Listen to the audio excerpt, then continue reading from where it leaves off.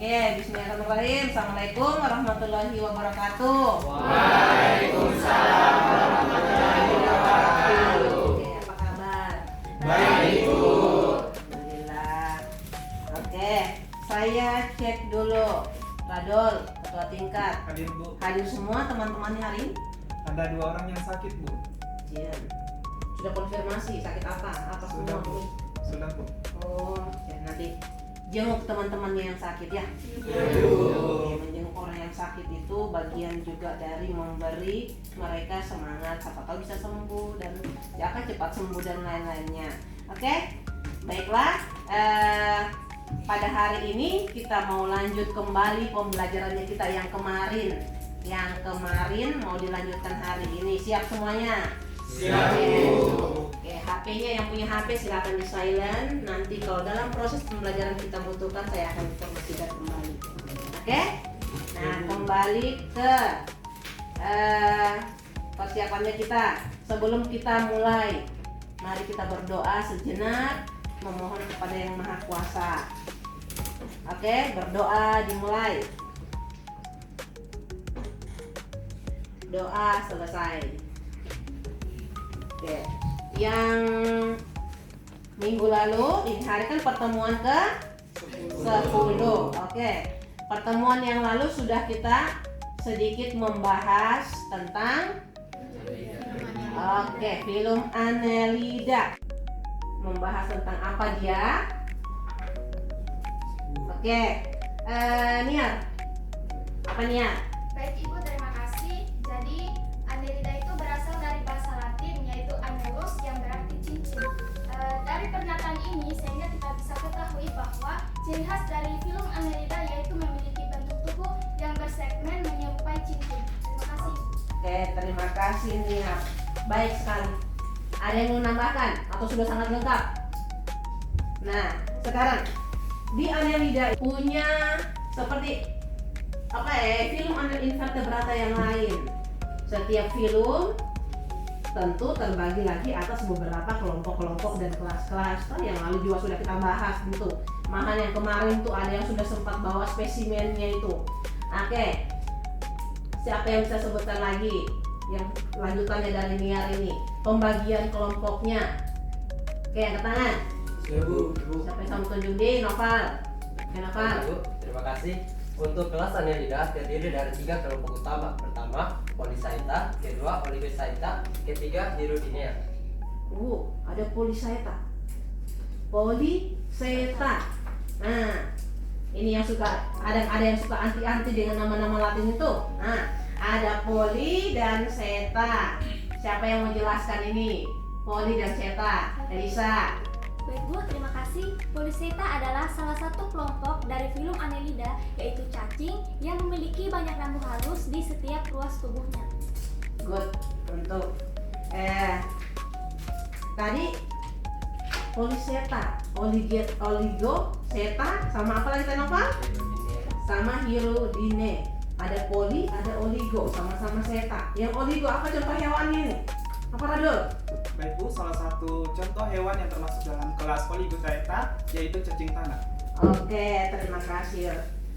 Jadi itu dia materi yang baru kita lewatkan yang kemarin. Berarti saya anggap dari jawaban beberapa temanmu ini, saya anggap bahwa yang lainnya insya Allah masih sedikit, mengingat mungkin ada yang dilupa, bisa kita baca-baca lagi kembali. Oke? Nah, sekarang untuk hari ini saya akan melanjutkan materi. Jadi berdasarkan RPS yang sudah kita share di awal-awal pertemuan mata kuliah kita, itu kita sekarang ada pada pertemuan ke-10 yang sudah kalian sebutkan tadi. Nah, di pertemuan itu,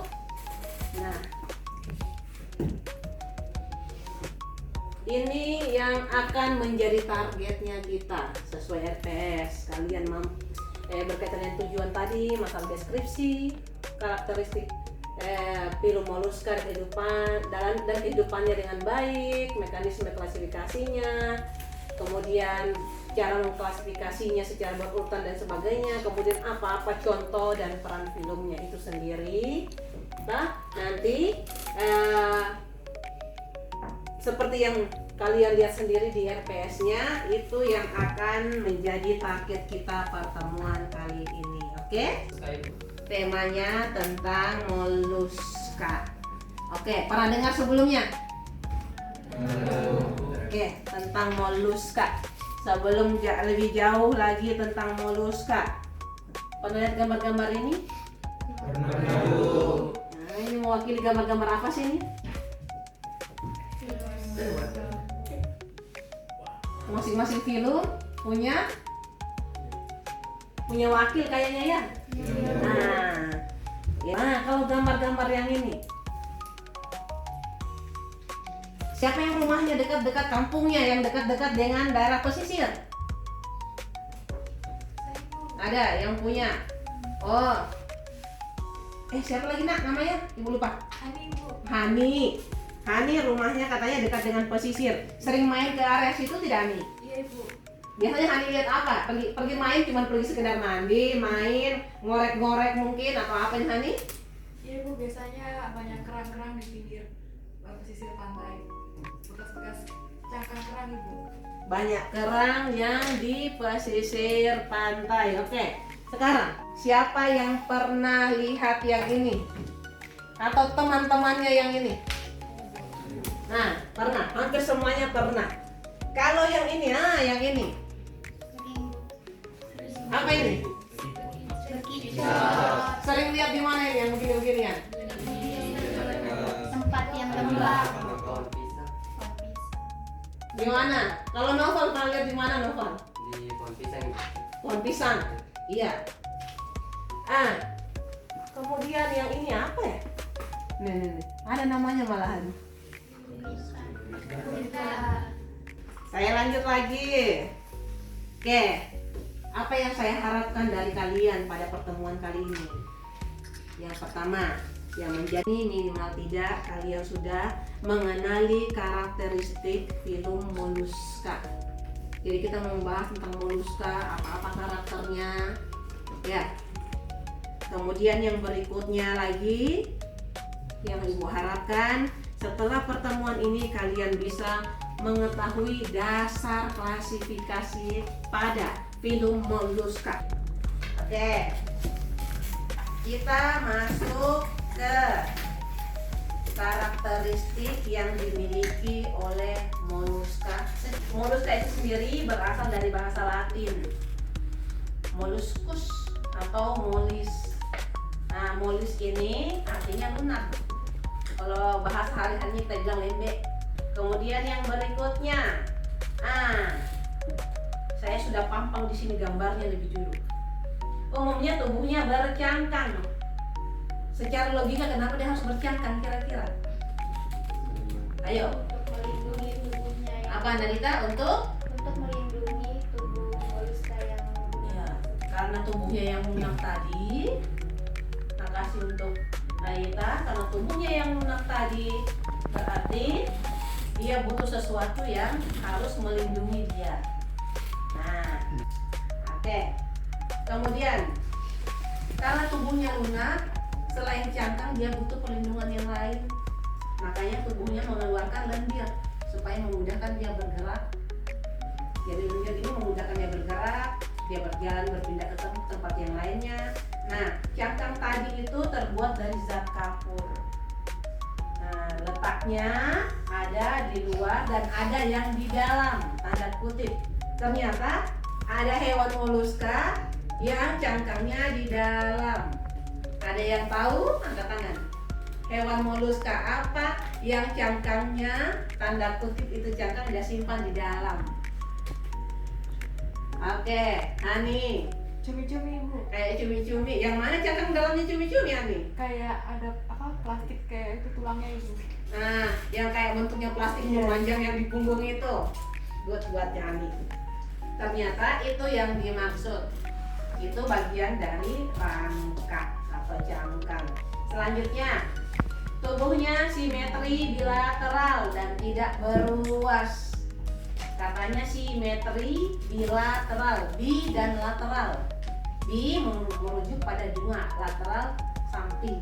Jadi ada dua satu nyamping. Berarti tubuhnya itu mungkin bisa dibagi dua, simetris sama yang kiri dan kanan. Oke. Nah, di mana saja kita bisa temukan hewan-hewan ini? Satu, di laut, air tawar ada. Mungkin yang hidup di daratan juga, bukan perairan juga ada. Kelas yang dimiliki oleh moluska itu dibagi berdasarkan jenis alat geraknya. Jadi kelas-kelas yang ada dimiliki moluska itu dibagi berdasarkan alat geraknya. Nah, ada kelas cephalopoda, kemudian ada kelas gastropoda, ada kelas bivalvia, nama lainnya Pelesipoda atau Lamellibranchiata.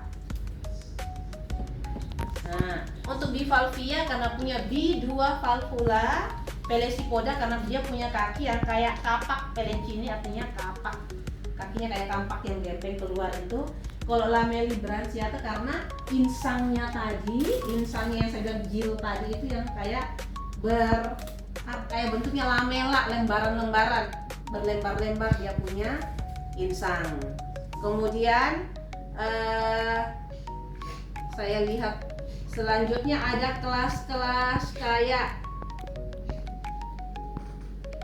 Amphineura. Nah, sekarang silahkan bagi kelompoknya menjadi 4 kelompok. Untuk kelompok pertama, area sini. Nah, ini Nadita dan kawan-kawan silahkan membahas tentang kelas gastropoda, lengkapi karakteristiknya apa saja, contoh hewannya apa saja. Kemudian mungkin bisa dibarengi dengan peranannya. Kita dipakai untuk apa sih umumnya itu. Kemudian untuk kelompok, jadi mulai dari Bintang sampai pada Elisa itu membahas tentang gastropoda. Kemudian kelompoknya siapa nanti, Radol, Farid dan temannya lagi itu membahas tentang Polyplacopora. Nanti Amar sama Hani, Amar dan 2 lagi itu nanti membahas tentang bivalvia. Kemudian Niar dan kawan-kawan berempat sampai Noval, kalian akan membahas tentang cephalopoda, dan Vicky dan kawan-kawan bertiga silakan membahas tentang scapopoda. Jangan lupa tetap lengkapi dengan contoh hewannya. Nanti kita lihat di YouTube. Oke, silakan buat kelompoknya.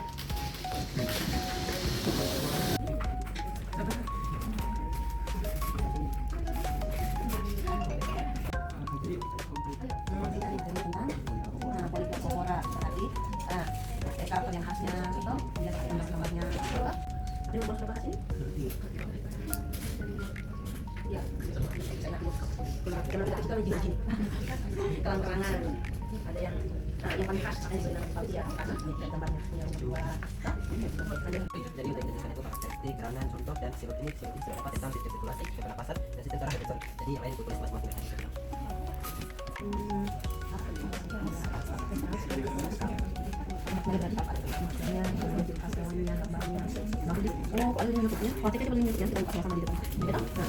Oke, waktunya selesai. Silakan kembali ke tempatnya masing-masing.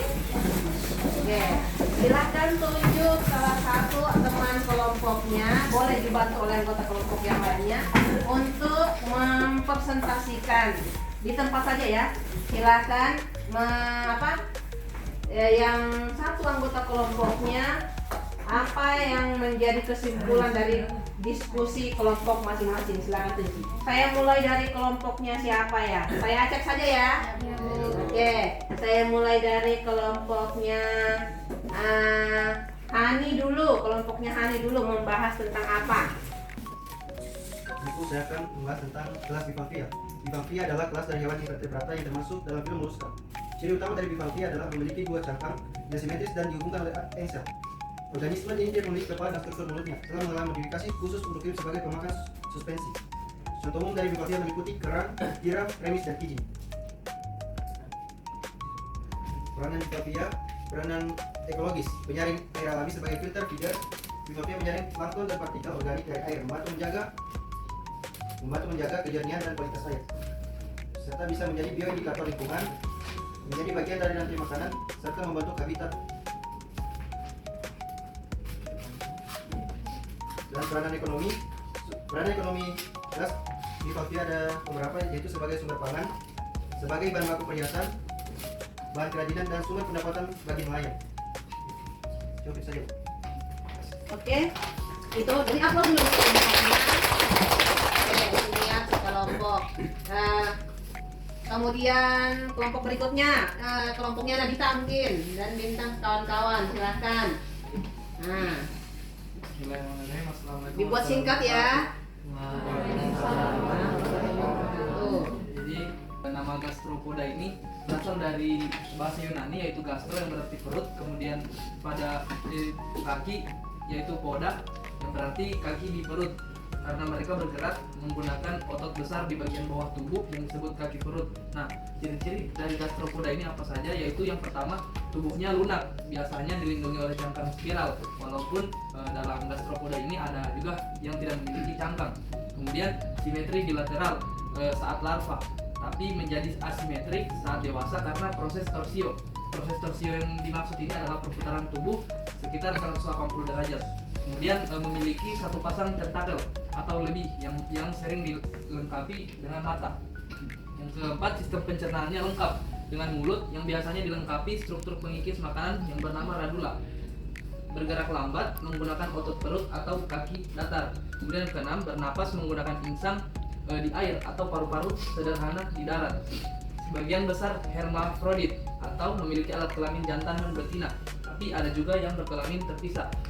Jadi gastropoda ini hidup di mana sih? Jadi habitat gastropoda ini hidup di laut, contohnya keong laut dan nudibranch. Di air tawar yang hidup itu ada contohnya ada keong mas, kemudian di darat ada contohnya siput taman.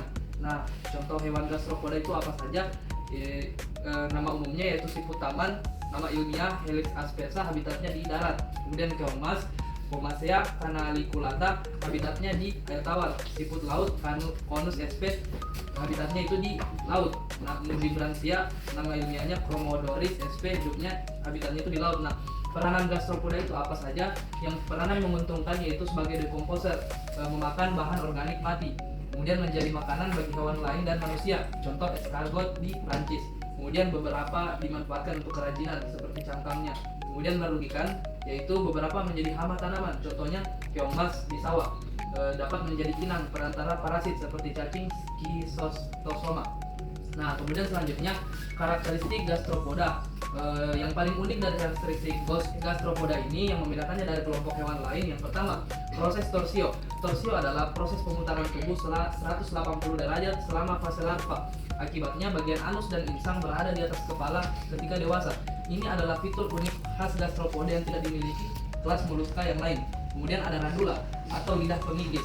Gastropoda memiliki radula, semacam lidah bergerigi yang digunakan untuk mengikis, mencabik, atau mengerok makanan seperti ganggang atau tumbuhan. Kemudian bentuk dan struktur radula bisa berbeda-beda tergantung jenis makanannya, bahkan bisa digunakan untuk mengklasifikasikan spesies. Kemudian yang ketiga, cangkang spiral asimetris. Kebanyakan gastropoda memiliki cangkang spiral yang berputar searah jam-jam atau dextralis, atau sebaliknya sinistrals. Asimetris spiral ini berhubungan dengan torsio dan membuat bentuk tubuh tidak simetris sempurna. Kemudian adaptasi habitat yang luas. Gastropoda ini bisa hidup di darat, air, tawar, dan laut. Hanya sedikit kelompok hewan invertebrata yang punya jangkauan habitat seluas ini. Beberapa bahkan memiliki paru-paru primitif, misalnya siput darat, dan insang, misalnya siput laut. Kemudian warna dan bentuk menakjubkan. Beberapa gastropoda laut seperti nudibranch punya warna-warna mencolok dan bentuk tubuh yang eksotis. Warna cerah ini berfungsi sebagai peringatan racun atau aposematisme pada predator. Kemudian keong beracun mematikan. Keong kerucut atau Conus sp memiliki racun saraf yang sangat kuat. Mereka menyuntikkan racun dengan gigi radula seperti harpun untuk melumpuhkan mangsa seperti ikan. Racunnya bahkan bisa membunuh manusia dan sedang diteliti sebagai obat perdana yang sangat ampuh. Mungkin itu saja Bu, pembahasan tentang hidung kelas gastropoda. Sekian. Oke. Oke, selanjutnya silahkan untuk kelompoknya Radol. Oke, baik Ibu. Terima kasih sebelumnya. Saya di sini akan menjelaskan tentang film dari Moluska, yaitu Polylacopora. Polylacopora itu secara umum berasal dari bahasa Yunani, yaitu dari kata poly yang berarti banyak dan lacopore yang berarti pembawa pelat atau lempeng. Polylacopora adalah kelas hewan moluska yang dikenal dengan sebutan kerangsisik atau chiton. Karakteristik morfologinya itu meliputi tubuh yang memanjang dan pipi dengan 8 pelat keras yang tersusun berderet di bagian punggungnya. Pelat-pelat ini berfungsi sebagai pelindung dan memungkinkan tubuhnya fleksibel saat bergerak di permukaan batu. Secara fisiologis, Polylacopora memiliki radula, yaitu struktur seperti lidah dengan gigi kecil yang digunakan untuk mengkikis alga dari batu sebagai sumber makanannya. Mereka bernapas menggunakan insang yang terletak di bawah tepi pelat tubuhnya. Contoh hewan Polylacopora adalah chiton. Kemudian perannya yaitu satu, peran ekologis sebagai pengontrol pertumbuhan alga. Chiton adalah hewan herbivora pemakan alga dan biofilum mikroba di permukaan batu. Dengan mengikis alga, mereka mencegah mendominasi alga yang dapat menutupi terumbu karang atau habitat bentuk lainnya. Kemudian pemelihara keanekaragaman hayati dengan menjaga keseimbangan alga. Chiton membantu spesies lain seperti teritid, anemon atau larva dan ikan mendapatkan ruang hidup. Kemudian sumber makanan bagi predator, yaitu satu, chiton dimangsa oleh bintang laut, kepiting, burung pantai, dan ikan seperti contohnya adalah roase dan sefer. Mereka menjadi bagian penting dalam rantai makanan intertidal. Kemudian yaitu menjadi bioindikator kesehatan laut. Karena sensitif terhadap perubahan kualitas air, chiton ini digunakan sebagai indikator pencemaran logam berat. Contohnya itu misalnya menjadi akumulasi tembaga atau seng di mantelnya. Kemudian itu ada peran bagi manusia, yaitu sebagai bahan penelitian material biomimetik. Yaitu di situ dijelaskan ada gigi radula chiton mengandung magnetit, salah satu bahan terkeras di alam. Kemudian ilmuwan mempelajari untuk mengembangkan material tahan haus ini, misalnya adalah pelapis kapal atau implan gigi. Kemudian itu ada kerajinan atau koleksi, yaitu cangkang chiton yang berwarna-warni, misalnya itu Tonicella lineata, kadang dikoleksi untuk hiasan atau perhiasan. Kemudian ada potensi farmasi. Beberapa senyawa dari mantel chiton ini sedang diteliti untuk aktivitas antimikroba dan antiinflamasi. Kemudian ada dampak negatif, yaitu satu, kerusakan pada budidaya tiram. Beberapa chiton, misalnya adalah Lepidocitona, dapat menempel pada kerang budidaya dan mengganggu pertumbuhan tiram. Dan yang kedua, ada menjadi hama pada tambak. Dalam kasus ini, langka populasi chiton berlebih bisa menjadi kerang komersial untuk makanan. Sekian mungkin dari pemaparan materi, itu saja dari saya. Oke, terima kasih untuk kelompoknya. Kita upload ini. Selanjutnya kelompoknya Vicky ya, yang belum ya, Vicky sama Nia. Oke, kelompoknya Vicky dulu. Silakan kelompoknya Vicky. Baik, terima kasih atas kesempatannya. Jadi saya akan menjelaskan tentang kelas Scapopoda dari film Moluska. Jadi teman-teman sekalian, Scapopoda adalah moluska laut bercangkang tabung yang hidup di dasar laut dan bernapas lewat permukaan tubuh. Nama ini berarti bahwa hewan yang memiliki kaki seperti sekop. Untuk karakteristiknya, yang pertama yaitu memiliki cangkang tabung melengkung, terbuka di kedua ujung mirip gading kecil. Yang kedua, tidak memiliki insang, jadi mereka bernapas melalui permukaan tubuh. Kemudian hidup di dasar laut dan selanjutnya memiliki captacula atau tentakel kecil untuk menangkap makanan. Dan tubuhnya berbentuk tubuh simetri bilateral. Selanjutnya memiliki sistem pernapasan, yakni tidak memiliki insang. Pertukaran gas terjadi melalui permukaan mantel di dalam cangkang. Kemudian sistem pencernaan makanan ditangkap oleh captacula lalu dibawa ke mulut dicerna secara sederhana. Kemudian sistem peredaran darah terbuka tanpa jantung sejati atau memiliki beberapa pembuluh darah sederhana. Untuk sistem sarafnya terdiri dari ganglia atau simpul saraf dan serabut saraf. Untuk sistem reproduksi umumnya berumah satu atau dioseus. Tumbuhan terjadi dalam laut. Selanjutnya untuk contohnya yaitu kerang gading. Dan untuk Peranannya, Kapopoda memiliki peran penting dalam ekosistem, terutama sebagai pemakan partikel organik di dasar perairan. Dengan menggali dan menyaring sedimen, mereka membantu membersihkan lingkungan laut dari sisa-sisa organisme dan bahan organik kecil. Selain itu, Kapopoda juga menjadi bagian dari rantai makanan karena dimakan oleh berbagai hewan laut seperti ikan dan bintang laut. Keberadaan mereka di suatu wilayah juga dapat menjadi indikator kualitas lingkungan dasar laut, sehingga berfungsi sebagai bioindikator alami.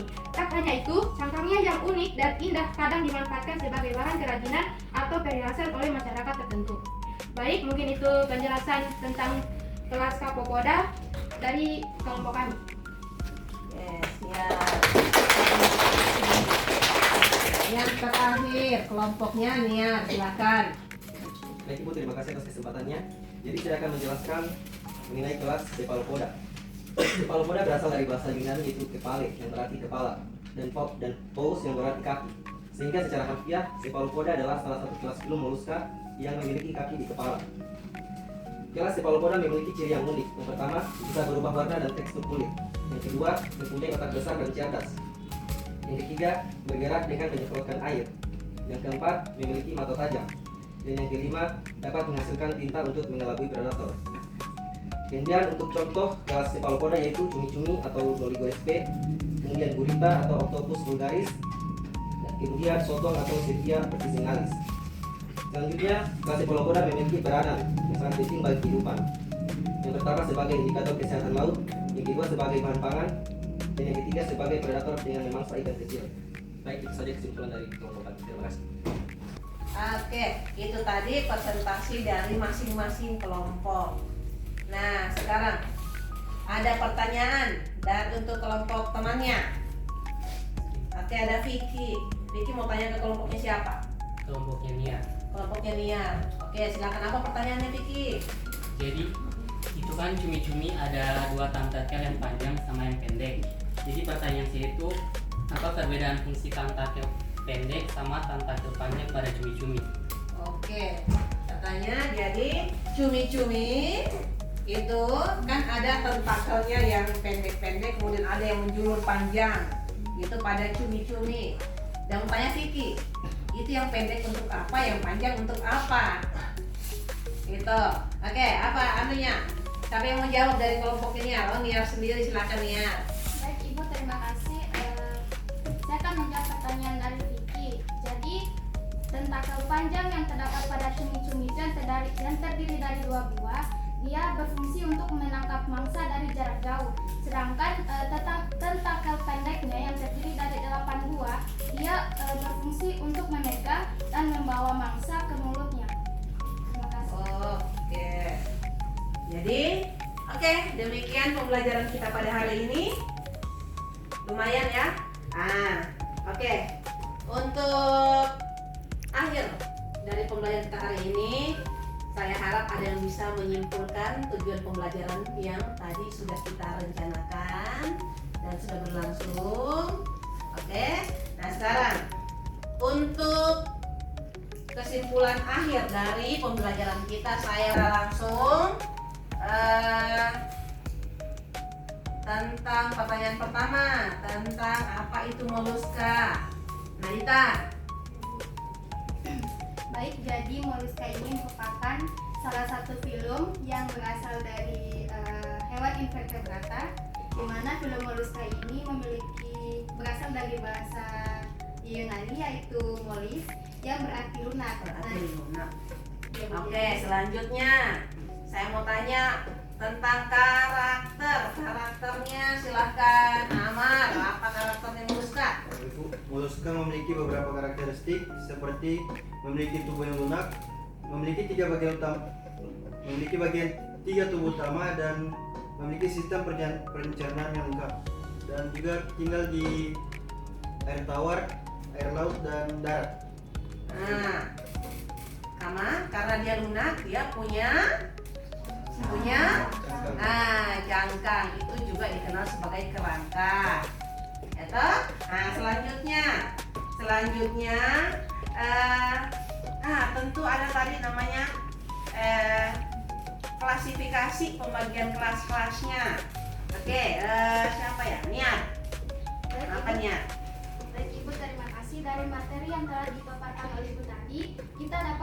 ketahui moluska itu terbagi dari 5 kelas. Yang pertama itu ada Polyplacophora, Gastropoda, Bivalvia, Cephalopoda, dan Scapopoda.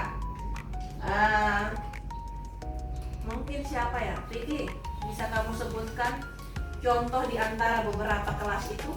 Baik Ibu, contoh hewan masing-masing dari filum Mollusca yaitu yang kelas pertama Gastropoda, contoh hewan itu Beticot, Asiatina fulica. Yang kedua kelas Cephalopoda, contoh hewan itu cumi-cumi atau Loligo sp. Yang ketiga kelas Bivalvia, contoh hewan itu kerang dara, Anadara granosa. Yang keempat kelas Scapopoda, contoh hewan itu siput garing laut atau Dentalium vulgare. Oke, terima kasih semuanya. Ada pertanyaan? Kalau begitu saya kasih tugas. Nah, tugasnya silakan dicatat. Minggu depan dikumpulkan tugasnya. Identifikasi hewan dari filum Mollusca yang kalian temukan di sekitar area tempat tinggalmu.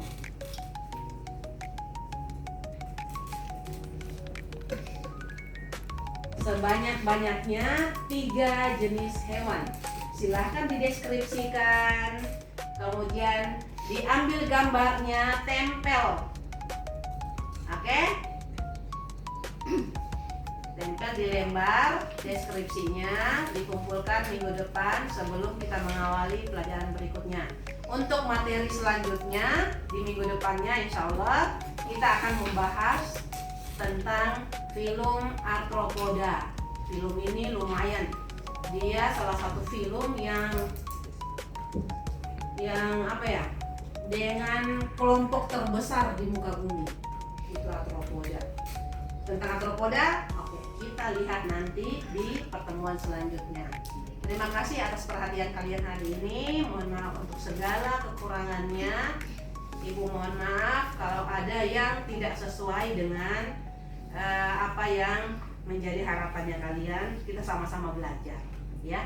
Jaga diri, jaga kesehatan, kemudian belajar yang sebaik-baiknya. Semoga apa yang kita cita-citakan selalu diberkahi sama yang di atas dan dimudahkan. Oke? Ibu tutup untuk pembelajaran hari ini. Sampai jumpa di pelajaran berikutnya. Assalamualaikum warahmatullahi wabarakatuh. Waalaikumsalam.